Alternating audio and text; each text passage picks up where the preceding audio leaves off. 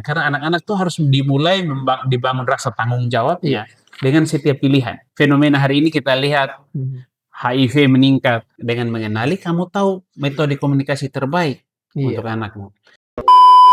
Halo kawan bercerita, di mana saja Anda berada, apa kabarnya? Selamat datang kembali di podcast Bacerita. Bangga Kencana punya cerita.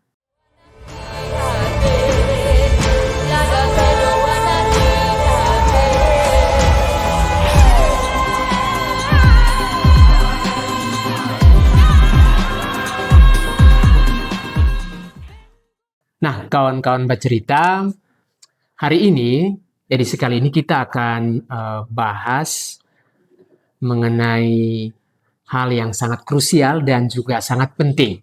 Kawan bercerita tentu pernah mengalami ataupun pernah menjumpai kalau kita berbicara terkait kesehatan reproduksi atau kita berbicara terkait seksualitas atau seks ke anak-anak kita, khususnya remaja, itu seperti sesuatu yang menakutkan, bahkan tabu, atau dianggap tidak boleh dibicarakan sembarang. Padahal faktanya, kalau tanpa edukasi yang baik, tanpa informasi yang baik terkait case pro, terkait seksualitas dan sebagainya, anak-anak kita, khususnya para remaja ini, bisa saja mereka akan mendapat informasi yang keliru dari sumber yang juga salah atau keliru. Nah, fenomena inilah yang akan kita ulas, kita bahas secara mendalam bersama dengan narasumber yang cukup berpengalaman di bidangnya, sudah punya pengalaman yang sepak terjang yang luas. Kak Gusti Brewon dari PKBI, Perkumpulan Keluarga Berencana Indonesia Nusa Tenggara Timur, PKBI NTT. Selamat datang Kak Gusti di podcast Bacerita. Apa kabarnya Kak Gusti? Baik Kak Edo, terima kasih. Senang bisa ketemu Kak Edo juga. Dan juga ketemu dengan kawan-kawan bercerita, para pengikut di podcast ini. Siap? Oke, terima kasih Kak Gusti untuk kehadirannya. Nah, Kak Gusti, sebelum kita lanjut lebih jauh nih, supaya kawan bercerita bisa mengenal Kak Gusti lebih dekat, Kak Gusti bisa memperkenalkan diri dan juga bisa menceritakan apa saja yang Kak Gusti lakukan selama di PKBI NTT. Baik, terima kasih Kak Edo. Jadi kawan bercerita semua, nama saya Gusti Brewon, saya di PKBI. PKBI itu Perkumpulan Keluarga Berencana Indonesia, seperti Kak Edo sebut tadi. PKBI lahir di tahun 1950-an, jadi ini sudah cukup lama. Dan di Nusa Tenggara Timur, PKBI itu di akhir tahun 1980. Artinya ya sudah cukup lama juga. Selain di Indonesia, juga di Nusa Tenggara Timur, yang diinisiasi oleh, kalau di NTT diinisiasi oleh Ibu Narsi Amboi, mantan Menteri Kesehatan, istri Pak Ben Boy, Gubernur Nusa Tenggara Timur. Dan di PKBI itu kami selain eksekutif PKBI, ya eksekutif daerah, juga ada pengurus. Saya kebetulan dipercayakan sebagai sekretaris pengurus PKBI NTT Kak Edo, dan ya sejak remaja sebenarnya saya tidak asing dengan kantor BKKBN NTT. Dulu jadi juru kampanye di pameran pembangunan di Fatululi dari standnya BKKBN. Jadi sejak kuliah, dan juga bergabung di PKBI sebagai relawan. Dan ya saya kira ini pengalaman kecil selain pengalaman hidup pernah remaja, dan saya kira sekarang diduga ya tidak terlalu jauh-jauh dari remaja. Dan sekarang berkecimpung dengan isu-isu kesehatan keluarga, kesehatan reproduksi. Ya lumayan lah dengan pengalaman hidup dan juga pengalaman di PKBI, berinteraksi dengan teman-teman di BKKBN, saya juga belajar. Dan juga saya kira topik yang disampaikan di podcast yang disampaikan oleh Kak Edo tadi, menurut saya baik untuk kita diskusikan. Begitu Kak Edo, kira-kira begitu. Oke, baik. Luar biasa ya, kawan-kawan bercerita, Kak Gusti ini sudah punya pengalaman yang cukup luas terkait case pro, terkait seksualitas, dan berbagai permasalahan remaja lainnya. Nah, Kak Gusti, sebelum kita masuk lebih jauh nih, apa benar kalau PKBI NTT itu sengaja cari-cari masalahnya dengan membahas hal-hal yang orang tua kita atau banyak masyarakat masih menganggap tabu, masih menganggap sesuatu yang itu tidak boleh dibicarakan tuh Kak Gusti. Menurut Kak Gusti bagaimana? Iya, terima kasih Kak Edo. Jadi sebenarnya kita membicarakan apa yang ada di manusia.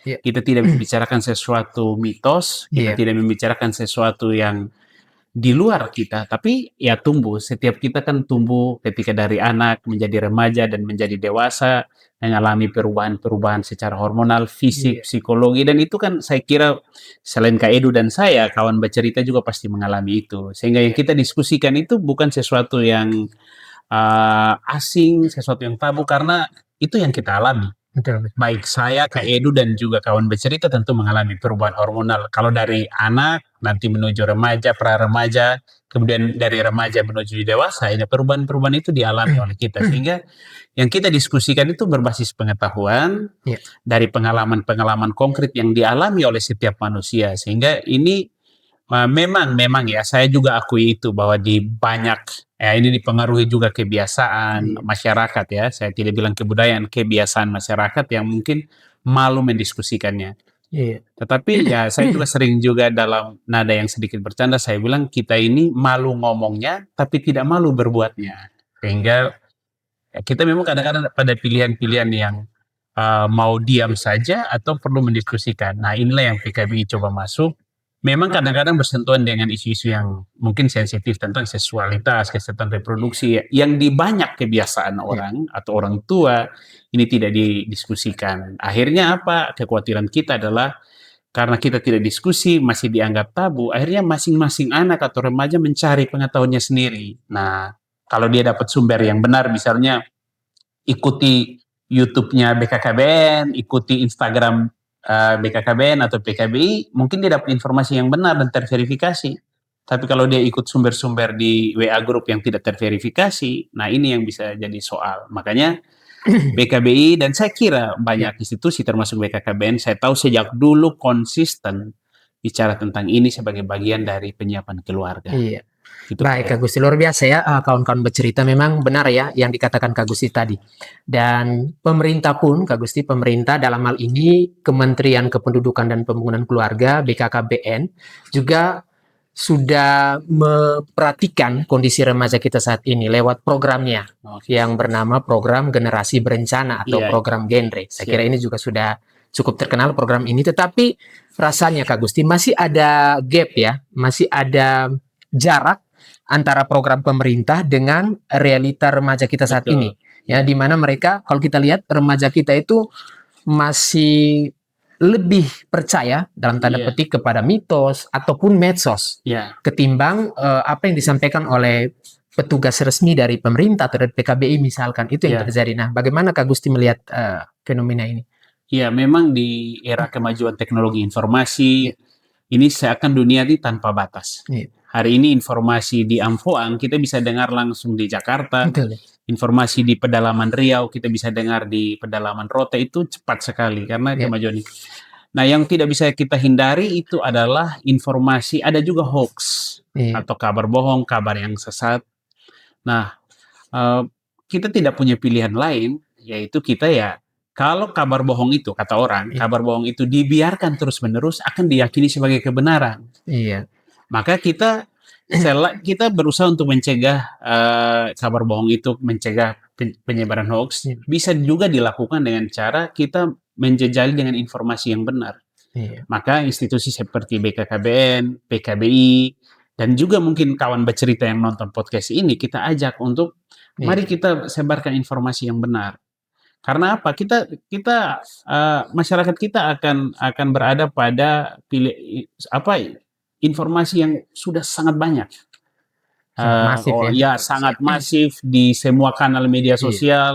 Itu kan kadang-kadang kita ini kan minat baca kita ini kan menurun, iya. tetapi minat komen dan minat share kita meningkat. Oh iya, Jadi orang lebih kadang baca judul iya, saja langsung sudah dibagikan, apalagi di grup-grup keluarga. Saya kira Kak Edo mungkin iya, juga mengalami, kadang-kadang ada iya tantangan. betul.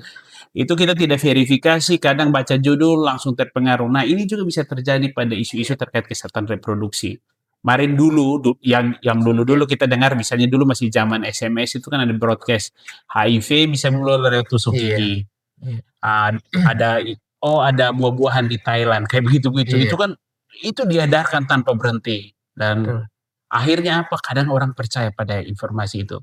Tapi ya kita tidak punya pilihan selain kita juga ya saya senang makanya tadi saya sangat menghargai BKKBN Kemenduk Baga ini bahwa mau membuat podcast seperti Iya. Bacarita, kawan Bacarita, sehingga diharapkan ini bisa menjadi referensi, jadi Iya. referensi. Tapi tentu kita berharap bahwa dia tidak berhenti di sini.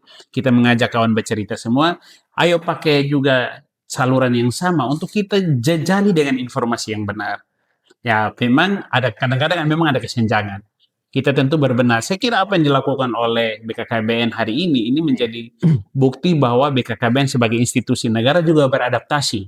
Hari ini kan banyak Iya. siniar atau podcast seperti ini yang sudah temui isu-isunya macam-macam, isu-isu politik, isu-isu ekonomi tentu sudah banyak. Dan Iya. saya sangat mengapresiasi BKKBN NTT yang juga hadir dengan konsep yang menggunakan platform yang sama, tetapi dengan tema yang lebih spesifik seperti ini. Sehingga kami juga di PKB merasa bahwa ini baik, ini saluran yang baik.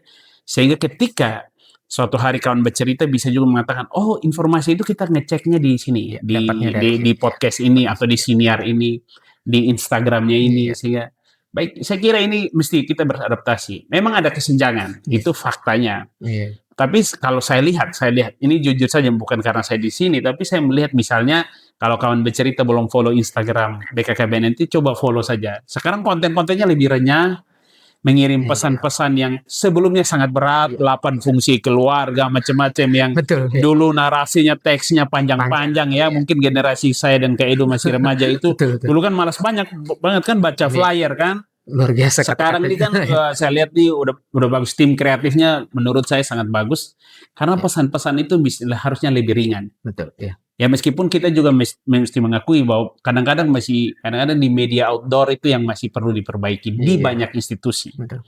Pesannya terlalu banyak di baliho yang di luar itu, Betul. belum lagi foto-foto Foto-foto. Iya. yang masih lebih dominan dari pesannya. Jadi kadang-kadang itu memang perlu juga diperbaiki. Kadang-kadang pesan kunci kalau kita belajar dari iklan-iklan produk yang sebenarnya tidak sehat, Iya. tapi kemasan pesannya jadi kuat.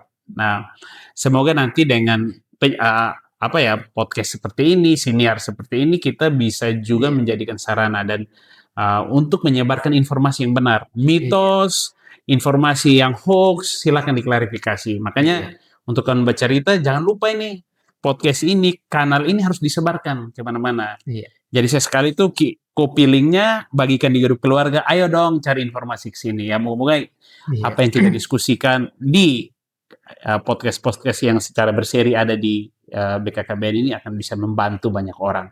Karena informasi penting. Karena salah informasi orang bisa salah ambil keputusan. Iya, salah. Gitu kayak itu. Benar ya kata-kata terakhir dari Kak Gusti tadi bahwa kalau salah informasi, kawan-kawan bercerita kita bisa salah langkah. Ya. Nah, Kak Gusti, tadi Kak Gusti katakan bahwa betul ya, lembaga pemerintah ketika mereka menyampaikan edukasi atau informasi itu biasa masih terlalu kaku ya, masih kelihatan terlalu kaku, sehingga kanal-kanal seperti ini yang bisa menjadi referensi bagi kawan bercerita dan juga bagi remaja khususnya untuk mendapat informasi yang tepat. Karena memang kita tahu bahwa remaja itu cenderung kaku, cenderung agak takut, malu ketika dia berhadapan dengan kegiatan-kegiatan edukatif yang dilakukan oleh pemerintah. Biasanya seperti itu, kecenderungan mereka seperti itu. Tapi dengan adanya channel podcast dan sebagainya yang lebih renyah, lebih sederhana, itu bisa membantu para remaja untuk bisa mendapatkan informasi yang lebih tepat. Nah, Kak Gusti, kita tahu ya, kalau remaja itu punya kecenderungan rasa ingin tahu yang tinggi. Dia itu hal baru, apapun dia pasti mau cari tahu tuh, mau mencoba-coba. Itu kebiasaan remaja tuh. Nah, kalau kita mengedukasi tentang hal yang dianggap tabu ini, seksualitas, cash pro, atau kita ambil contoh, kita mengedukasi terkait alat kontrasepsi misalkan, ke remaja kita nih. Takutnya mereka mau mencoba tuh. Kan begitu kan, kita mau mengedukasi hal yang baik, tetapi mereka merasa, oh ini seksualitasnya kayaknya bagus nih, saya mau coba nih.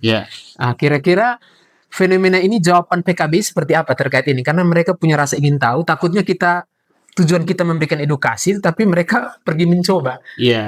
Nah, seperti apa Kak Gusti? Ya, memang ada juga asumsi begitu. Sebenarnya asumsi-asumsi demikian itu juga sebenarnya asumsi yang belum diuji secara ilmiah. Karena orang tahu, justru orang untuk bisa berperilaku yang lebih aman.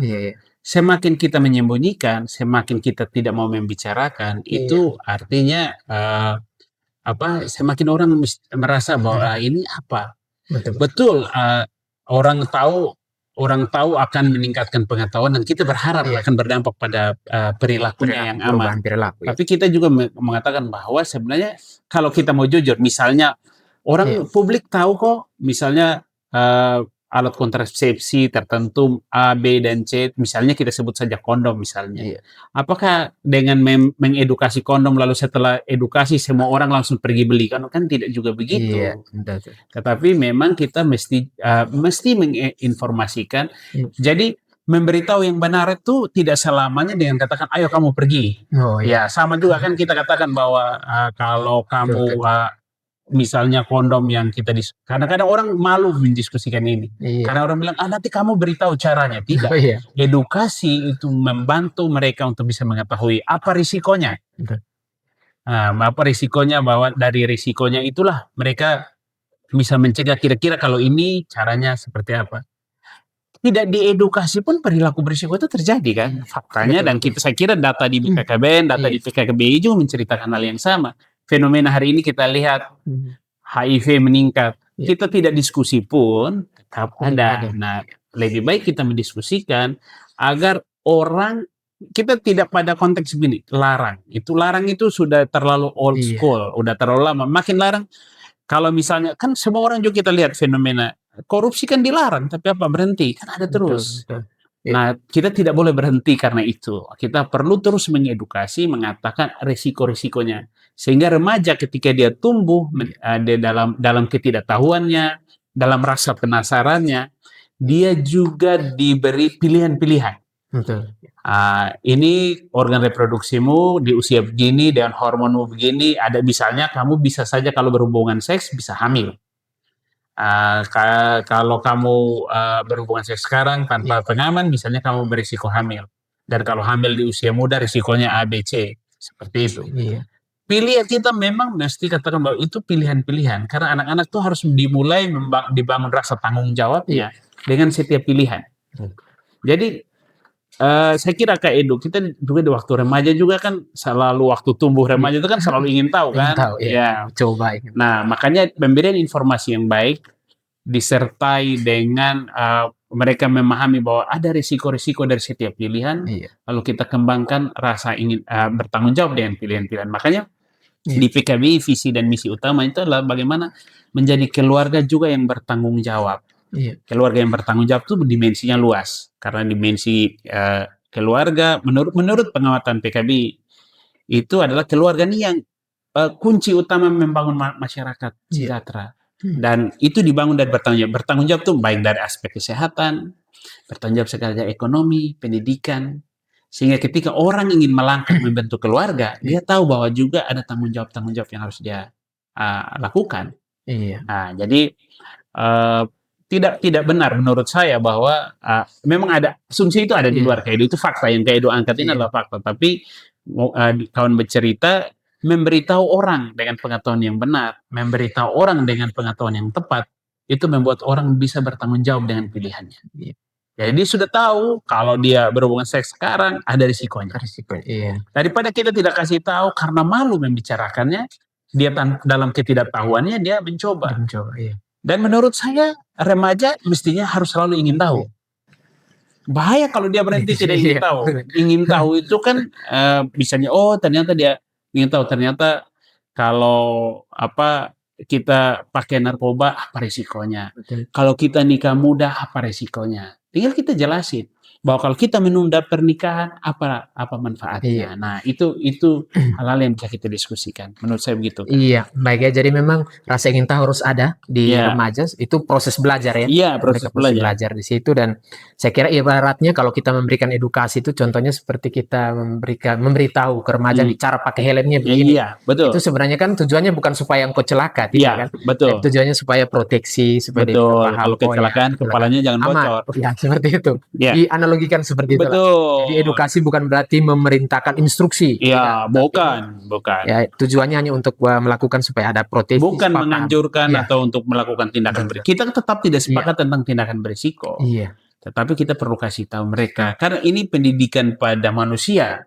Mereka bukan mesin-mesin yang bisa kita perintah tekan tombol dan segala macam. Ini kan manusia yang selalu dinamis. Makanya pendekatannya ya saya kira seperti yang tadi Kak Edu bilang. Iya. Baik Agusti, jadi memang soal edukasi ini. Nah, kalau kita lihat fenomena yang terjadi nih di Kota Kupang hari-hari ini, belakangan ini, ada fenomena yang terjadi di kalangan remaja, bahkan di anak-anak SMP tuh, Kak Agusti. Betul, Ada kejadian di mana lewat WA, WhatsApp, betul. grup WhatsApp, ada kejadian di situ. Nah, di situ peran kita atau posisi PKBI, Kak Agusti, itu di mana untuk melihat fenomena ini?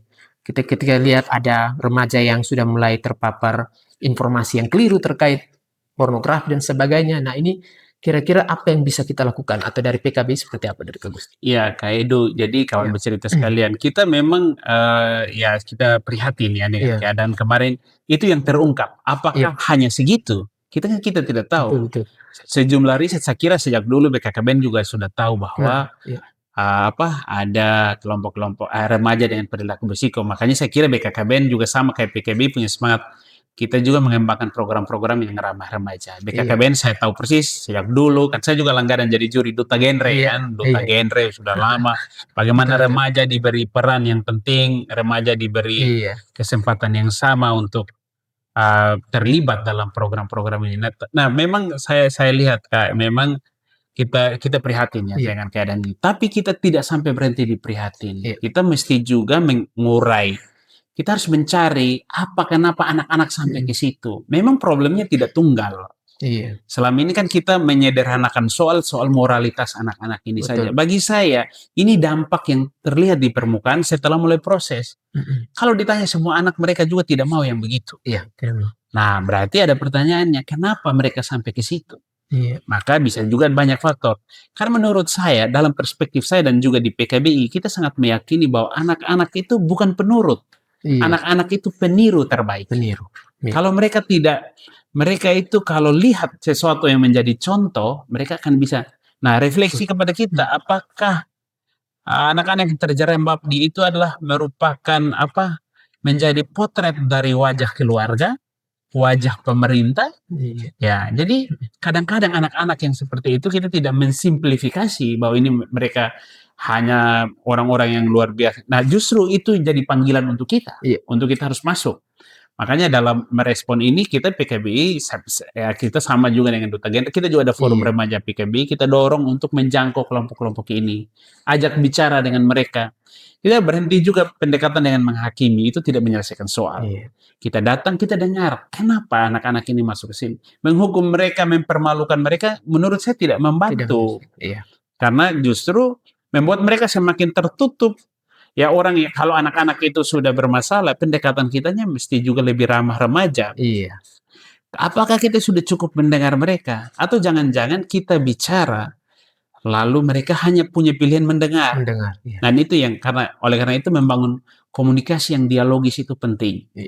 Kita penting juga mendengar dari anak-anak remaja. Kita perlu juga memahami sudut pandang mereka, dan terutama kita harus cukup rendah hati untuk mengakui bahwa kita perlu belajar dari mereka dalam beberapa sisi untuk mengetahui bahwa mereka sangat adaptif. Nah, bisa saja mereka tergabung karena ajakan. Kita tahu bahwa remaja, saya kira kita sama-sama tahu bahwa remaja itu punya tantangan adalah pengaruh dari teman sebaya. Peer group ini sangat berpengaruh. Makanya pendekatan kita itu ya memang baik di PKB dan saya tahu di BKKBN juga kita memberdayakan remaja agar remaja berperan mendekati teman-temannya sendiri. Saya kira generasi saya dan Kak Edu kalau remaja memang kita juga harus adaptif. Mulai dari hal yang simpel, kita pasti lebih berpakaiannya juga mesti, kalau kita datang dengan jas formal ala kantor, udah pasti mereka sudah langsung ada tembok psikologi sudah terjadi. Jadi, nah bagaimana dengan anak-anak ini? Kita perlu dekati, mereka juga perlu didukung, dan kita memetakan apa penyebabnya. Dan kita harus jujur mengakui, karena menurut dugaan saya itu tidak penyebabnya tunggal. Baku ajak, mungkin juga ada faktor kemiskinan, faktor kurangnya informasi, faktor mereka mengalami kekerasan dan tempat pelariannya pada kelompok perilaku-perilaku yang kita anggap berisiko. Nah, itu bisa saja terjadi. Maka memang kawan bercerita, kita semua mesti juga mendengar. Tapi ini juga jadi PR untuk kita bahwa kalau kita diam, kita tidak berbuat sesuatu, ya anak-anak kita bisa sampai ke sana. Kalau kita sudah berbuat sesuatu, mungkin masih kurang luas. Mari kita sama-sama. Jadi kawan bercerita, kita sama-sama bisa membantu anak-anak seperti ini. Anda, saya, Kak Edu, kita semua BKKBN, PKBI, pemerintah desa, kader-kader KB, mari kita mendiskusikan ini. Tentu kita harus mulai dengan perspektif kita yang benar. Kadang-kadang kan kita sebelum memulai mendekati kelompok ini, judgmental, karakter menghakimi itu kadang-kadang muncul. Iya. Jadi mau mendekati orang, tidak melihat mereka sebagai manusia seutuhnya. Kadang kita langsung lihat mereka kelompok yang bermasalah, anak-anak masalah. Kalau kita melihat itu, maka selalu tidak ada solusi. Pendekatannya akan selalu berbeda. Saya kira gitu Iya. perspektifnya. Baik, menarik ya Kak Gusti yang katakan tadi bahwa kalau kita berhadapan dengan remaja, intinya jangan menghakimi ya, Iya, jangan menginterogasi, karena itu bentuk perhatian kita sebenarnya, bentuk perhatian dan kasih sayang kita kepada iya, remaja itu. Nah, Kak Gusti, ini kita bergeser sedikit nih. siap. Kementerian Kependudukan dan Pembangunan Keluarga, Iya, Kemendikbud BKKB ini, selain mengurus pembangunan keluarga, mengurus kependudukan, juga memperhatikan remaja, iya, Kemendikbud Bangga ini juga mengurus tentang stunting nih. iya, Banyak orang nih yang iya, melihat stunting itu ya dari berbagai aspek lah. Ada yang betul. melihat dari panjang dan tinggi badannya, Iya. ada yang melihat karena kurang gizi dan sebagainya. Nah, saya mau tanya nih Kak Gusti, kira-kira apa korelasi atau hubungan antara edukasi Kespro yang kita berikan sejak dini ke remaja dengan kejadian stunting nih? Apakah ada korelasinya seperti apa? Ya, saya kira Ya. kalau kita pelajari, kita tahu betul bahwa dalam ada kaitan yang sangat erat antara Iya. isu kesehatan reproduksi dan penanganan stunting. Kalau kita Iya. buka lagi, sejumlah riset memperlihatkan bahwa misalnya terkait dengan pernikahan dini, Kak. Iya. Di pernikahan dini itu kan kita tahu bahwa pernikahan dini itu ada sejumlah riset memperlihatkan kurang lebih meningkatkan risiko sampai dengan 3 kali. 3 kali melahirkan anak-anak yang stunting. Iya. Karena apa? Anak remaja putrinya mungkin masih sangat muda, Iya. bahkan masih anak-anak kan, masih Iya. berusia muda, tubuhnya sedang membutuhkan gizi, tiba-tiba harus rebut-rebutan sama calon anaknya kan Betul, begitu. betul. Nah, Iya. akhirnya gizi yang harusnya kalau dia belum, kalau dewasa udah cukup. Nah, kan pada saat dia remaja kan dia juga masih butuh asupan gizi, Betul. mau untuk anaknya atau untuk ibunya. Apalagi sudah terbatas gizinya, ya diperebutkan oleh ibu dan anak, ya risikonya semakin berat Betul. badan lahirnya akan berkurang. Nah, itu Iya. artinya kita sudah tahu itu risiko stuntingnya tinggi. Iya. Kemudian kesiapan rahim, Iya. dan Betul, betul. terutama menurut saya masalah soal pernikahan dini, kesehatan reproduksi dalam konteks pernikahan dini itu misalnya tentang kesiapan mental dan psikologi. Kesiapan Iya. mental dan kesiapan fisik membina rumah tangga. Itu Iya. juga tantangan. Kita mau pikir anak-anak itu kalau nikahnya muda, mereka mau pikir ekonomi atau mau pikir tumbuhnya. Mereka kan masih di usia anak kan Iya. begitu, Sih. dengan begitu banyak tantangan. Lalu tiba-tiba berubah menjadi kehidupan berkeluarga, ini satu Iya. transisi kehidupan yang tidak mudah untuk remaja. Betul, betul.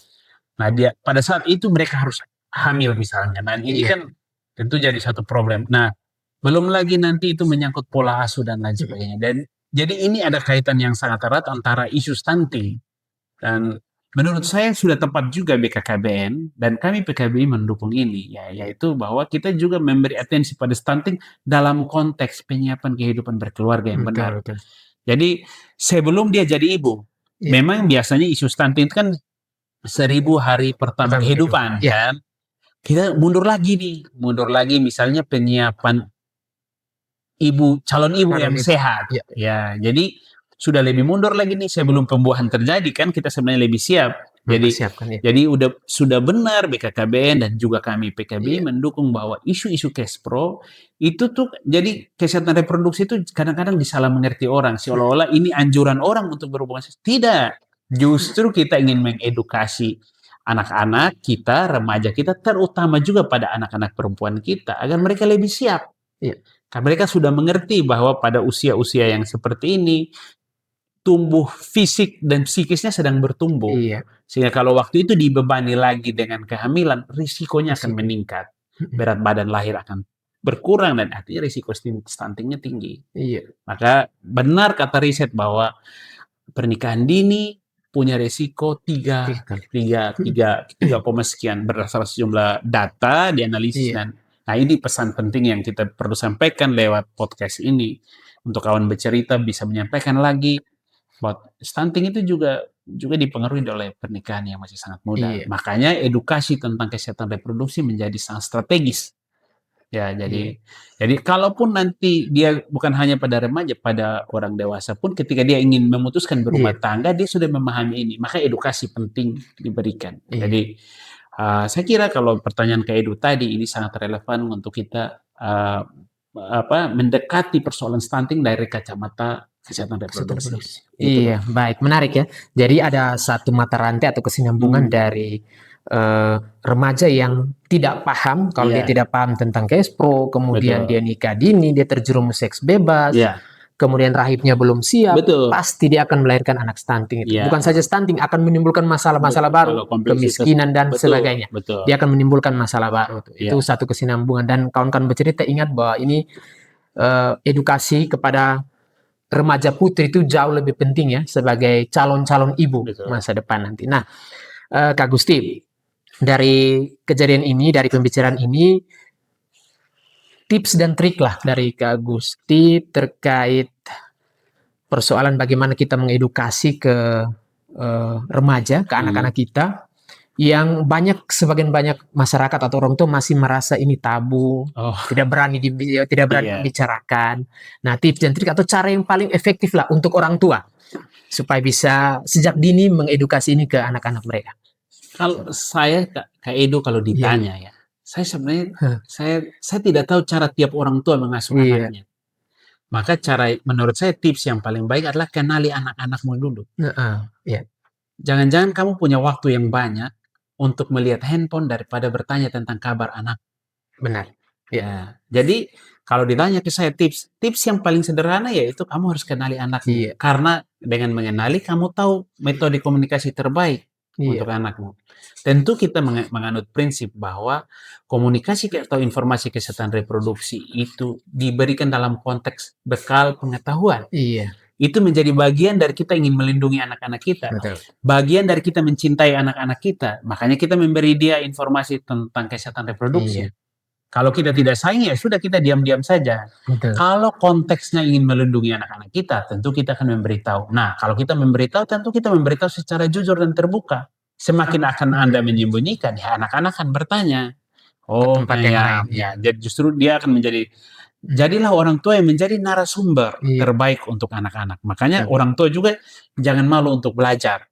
Harus rendah hati kita mengetahui bahwa kadang-kadang kita perlu belajar. Tentu kita juga sadar tidak tiap orang tua tuh kondisinya sama. Iya, Tiap orang tua tuh tidak mereka akses informasi, punya pendidikan. Kita kan perspektifnya juga harus melihat bahwa begitu banyak karakter orang tua orang dengan tua. kondisi ekonomi yang berbeda-beda. Iya, Sehingga rasanya tidak adil kalau kita menyamaratakan semuanya adalah iya, pegawai LSM, iya, semuanya orang tua adalah pegawai kantoran. Kan iya, rasanya tidak begitu. Kan ada banyak betul. juga orang tua yang buruh, ada orang tua yang mungkin Iya, dia perlu juga tambahan informasi. Maka, tapi ada prinsip bahwa kita kenali anak kita iya, sehingga kita tahu jenis informasi yang kita berikan.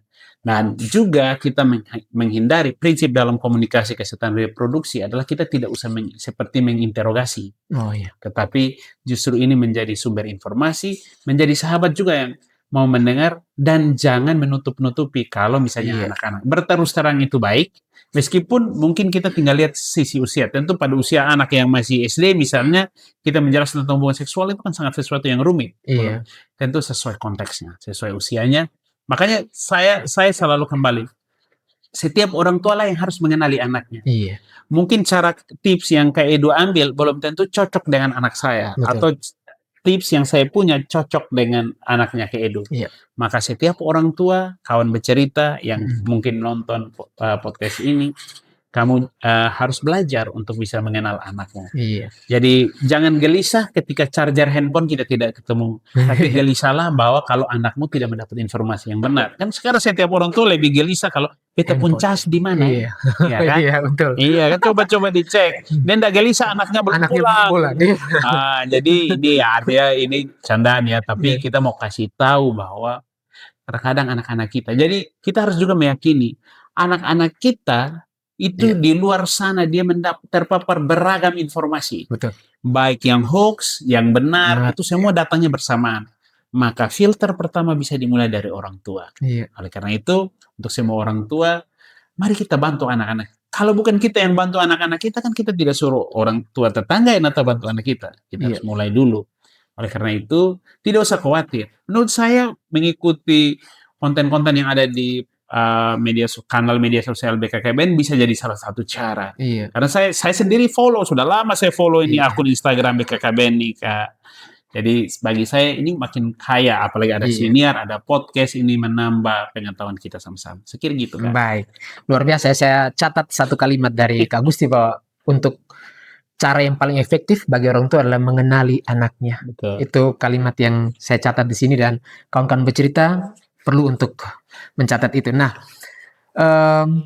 Kak Gusti nih, kalau untuk remaja nih, kalau remaja ada persoalan atau butuh konsultasi, apakah PKBI bisa menampung itu Oh iya, sejauh ini? tentu, Ya, tentu. Saya kira di PKBI kami ya, kami juga ada layanan konseling ya, ya. layanan Konseling konseling. dan itu untuk remaja kita terbuka. Kantor PKBI di Jalan Basuki Rahmat ya, itu di depan dekat kantor Gubernur Nainggolan. Itu ada Berulang. Oh iya, kantor di situ, di samping di sudut situ ada kantor PKBI. Anda bisa juga ke situ kan bercerita, boleh ke sana, Kak Edu dan teman-teman boleh ke sana. Kita ada layanan konseling. Tapi juga untuk kan karena hari-hari ini kan seperti yang kita tahu ada iya, juga melalui media sosial bisa follow akun Instagram baik PKB NTT maupun juga ada forum remaja. Yang untuk anak-anak yang lebih muda kita punya forum PKB, akun iya, Instagramnya ada juga yang untuk yang lebih tua ada Facebooknya, kita bisa iya, karena banyak juga yang lebih usia mereka lebih ramah dengan Facebook ya kita betul. juga bisa. Iya, Tapi saya kira juga kawan bercerita di BKKBN saya kira ada dan adminnya cukup aktif menjawab dan BKKBN, PKBI, ada juga dinas kesehatan. Saya kira iya, akun-akun media sosial itu penting menjadi rujukan kita. Nah, tapi yang paling utama menurut saya adalah kita di PKBI juga membuka diri untuk semua jenis kalangan. Artinya oke. begini, remaja itu kan tidak selalu yang baik-baik saja nih, Betul, yang betul. datang ke rumah ibadah, datang di sekolah, duduk di depan yang aman-aman saja, kan tidak Iya, iya, begitu. Kita juga mulai menyadari tadi yang Kak Edu iya, bilang, ada anak-anak yang sudah masuk ke komunitas-komunitas, sudah terjebak iya, pornografi, prostitusi. Ini juga di kalau kami PKB terbuka untuk itu. Bahkan iya. ada juga anak-anak yang HIV, remaja yang HIV, terkena narkotika. Mhm. Mereka adalah anak-anak kita yang harus kita bantu. Karena selama ini kan kita hanya mau berurusan dengan anak-anak yang dalam tanda petik baik-baik Baik, saja. iya, Nah, kalau semua urus yang baik-baik saja, bagaimana dengan mereka yang sudah terlanjur iya, ya? Gitu. sudah terlanjur. Makanya PKBI juga punya paradigma mendekati kelompok-kelompok remaja yang berisiko, Kak. Mhm. Jadi, yang mereka sudah terlanjur berhubungan seks dengan Iya, pasangannya. Ini tidak bisa dijauhi. Kita mesti ramah. Makanya syaratnya tadi yang seperti saya bilang, kita harus melihat remaja sebagai manusia seutuhnya. Apapun iya, perilakunya, tetap kita terima untuk kita diskusikan bersama. Kan kadang-kadang orang mau terbuka kalau dia iya, diterima. betul. Ya, Iya, kalau belum datang kita belum sudah lihatnya saja sudah menghakimi, lihatnya saja ini. dia tidak akan Oh, terbuka. di mana mau dia terbuka, Kak. Iya, Jadi tentu kami PKB sangat iya, terbuka untuk semua anak-anak di Indonesia, anak-anak di Nusa Tenggara Timur kita terbuka untuk menjadi sahabat iya, untuk berdiskusi. Ada forum remajanya, kalau kamu nyaman bicara dengan remaja, ada psikolognya kalau kamu butuh tinggal kita iya, jadwalkan.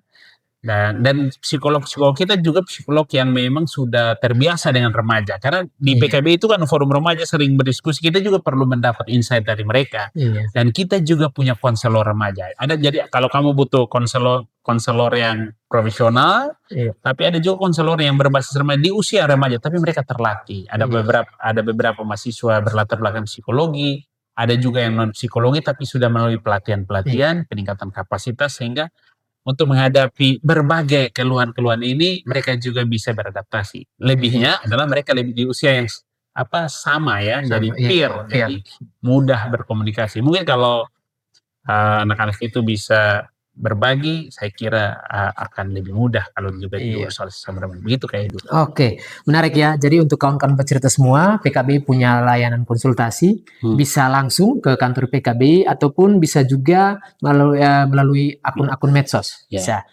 Ataupun dan di situ ada banyak sekali hal-hal yang bisa kawan-kawan dapatkan, informasi-informasi penting dan lain sebagainya. Nah, Kak Gusti nih, terakhir nih Kak Gusti, pesan dari Kak Gusti nih untuk remaja, untuk orang tua yang masih tabu tadi, kira-kira seperti apa terkait Cashpro, edukasi Cashpro. Pesan saya yang pertama, follow akun Instagram BKKBN. Oke. Udah benar itu. Follow. Selain PKBI ya, kamu follow aja itu. Itu menurut saya bagus untuk Oke, kamu remaja. sip. Kamu harus tahu bahwa tantangan kehidupan kita ini beragam. Iya. Dan informasi yang benar itu satu modal yang baik untuk kita. Iya. Kemudian jangan takut dan jangan khawatir. Setiap kita punya persoalan, tetapi selalu ada jalan keluar kalau kamu ingin berbagi. Ada duta genre menurut saya baik sekali di BKKBN, Iya. kamu ke sana, atau ada forum remaja yang ada di PKB, kalau kamu Iya. itu para remaja, kamu boleh. Dan jangan sungkan untuk bertanya. Kalau kamu takut di kolom komen, kamu boleh DM. Kan? Saya kira di Iya. BKKBN, PKB, rahasianya pasti dijaga, kita tidak akan ya. Nah, privasi kalian kita jaga. Jangan khawatir mendiskusikan topik-topik yang berkaitan dengan masa depanmu. Karena ini tubuhmu, ini badanmu, ini untuk masa depanmu juga. Iya. Mendiskusikannya dengan benar itu menjadi jalan untuk kamu menyiapkan masa depanmu yang lebih baik. Menyiapkan generasi yang lebih berencana. Betul, betul. Dan untuk semua orang tua, kenali anakmu. Menurut saya itu penting. Bangun komunikasi penuh rasa hormat. Jangan kita menuntut anak-anak menghormati kita, sementara kita sendiri tidak pernah menghormati anak-anak kita. Dan percayalah bahwa selalu ada jalan di tengah kegelapan. Yang tidak akan mati di dunia ini adalah harapan, kan? Kita bicara kadang-kadang berbicara tentang yang seluruh yang jalurnya terang saja. Kan ada juga jalur yang belum terang. Saya tidak bilang gelap, belum terang. Nah, mari datang, ikuti kawan bercerita, simak terus. Saya kira ini akan serial-serial yang edukatif yang ada yang bisa kamu ikuti. Kamu bertanya, tidak usah takut. Hubungi PLKB terdekat. Saya kira PLKB terdekat akan ada di tempat di masing-masing wilayah, atau ya cara yang paling mudah lewat media sosial. Kalau memang sangat dibutuhkan, kamu bisa datang ke kantor baik BKKBN maupun di kantor PKB. Kami dengan senang hati kami menerima. Tidak dikenakan biaya, jadi jangan khawatir. Itu for free, itu bagian dari pelayanan kami. Kita percaya bahwa Indonesia yang lebih baik harus dimulai dari keluarga. Keluarga yang lebih siap, keluarga yang bertanggung jawab, dan yang penting juga keluarga yang inklusif. Keluarga yang bisa menerima. Karena kita ini hidup sangat beragam, kita datang dari latar belakang yang berbeda-beda. Tidak semua mudah mengerti. Oleh karena itu, kita memang mesti sabar terus untuk mengedukasi. Jangan lelah untuk bercita-cita baik. Jangan lelah untuk mengedukasi. Karena apa? Karena masa depan anak-anak kita sangat tergantung bagaimana kita meletakkan itu. Di akhir diskusi kita, saya ingin mengatakan bahwa setiap anak itu istimewa. Dengan segala dinamika kehidupannya. Dan mereka itu merawat anak-anak itu mencerminkan bagaimana negara hadir. Mengabaikan anak-anak itu menjadi indikasi bahwa negara dan kita semua itu abai. Jadi kalau ada anak-anak bermasalah, jangan lihat anaknya, tapi mari lihat kembali, sudah buat apa kita? Kenapa anak-anak sampai ke sana? Menyalahkan anak-anak bukan solusi. Bersama anak-anak keluar dari masalah itu bisa menjadi lebih baik. Kan mereka anak-anak. Maka dekatilah mereka, ajaklah mereka. Dan untuk anak remaja, saya mau kasih tahu, percayalah, tidak ada orang tua yang ingin memberikan anaknya dimakan singa. Tidak ada. Semua orang tua punya cita-cita baik. Mungkin ada caranya yang kadang berliku dan belum dimengerti. Tapi percaya orang tua kamu, orang tua kita semua punya cita-cita agar setiap anak berhasil. Saya kira itu yang ingin saya sampaikan. Saya terima kasih ya, kami dari PKB terima kasih untuk Kemenduk Bangga, kantor perwakilan BKKBN NTT yang tidak lelah. Saya terus terang pribadi mengapresiasi dan mewakili PKB, kami mengapresiasi upaya-upaya yang dilakukan oleh BKKBN. Kanal media sosial yang menurut saya itu yang paling menonjol. Sudah sangat kreatif, edukatif, dan menarik. Menurut saya ini satu langkah baik dan harus menjadi semangat kita bersama. Anak-anak kita tantangannya beragam, maka pendekatan kita juga harus penuh inovasi. Kalau tidak, pendekatan kita masih lama, kita akan tertinggal. Saya kira itu yang bisa sampaikan di closing statement ini. Terima kasih banyak sudah diundang ke kawan bercerita. Kita semakin bercerita, kita semakin sehat, keluarga kita akan semakin baik. Terima kasih. Baik, terima kasih Kak Gusti. Menarik sekali apa yang disampaikan Kak Gusti dan kawan-kawan bercerita semua. Saya mau katakan begini, bicara jujur sebelum terlanjur. Kawan bercerita memiliki rencana itu baik dan benar, tetapi punya pemahaman yang baik tentang perencanaan masa depan itu jauh lebih aman. Jangan lupa kawan-kawan bercerita untuk like, comment, subscribe, dan juga share info dari podcast ini sebanyak-banyaknya ke rekan-rekan maupun ke keluarga ataupun ke masyarakat, agar orang tua yang masih merasa tabu membicarakan tentang pendidikan seks ataupun tentang cash pro remaja itu bisa tercerahkan. Dan akhir kata, saya Edward, mohon pamit. Sekali lagi terima kasih Kak Gusti telah memberikan pesan dan juga sharing terkait edukasi cash pro pada remaja, dan kawan-kawan bercerita. Sampai ketemu di podcast bercerita edisi lainnya.